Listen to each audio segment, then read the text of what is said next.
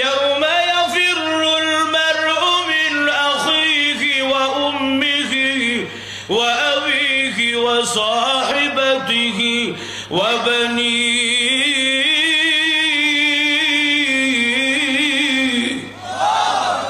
কিয়ামতের ময়দানে কেউ কেউ শুনতো না। যাই হোক, মার কাছে অনেকই পায় নাই, লম্বা যুগ আবার সামনে জায়গায় মার কাছে অনেকই পায় নাই। শেষ পর্যন্ত দেখা যায় মনটা ভীষণ খারাপ।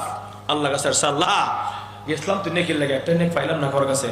আজকে বুঝছি মা ও পরিচয় দেয় না, বিয়াও বলে হয়েছে না মার, এই পরিচয় দেয় না। তাহলে আজকে তো আমার উপায় নাই, দয়া মায়া করে আজকে আমার মাফ করে দাও। সুবহানাল্লাহ। প্রভু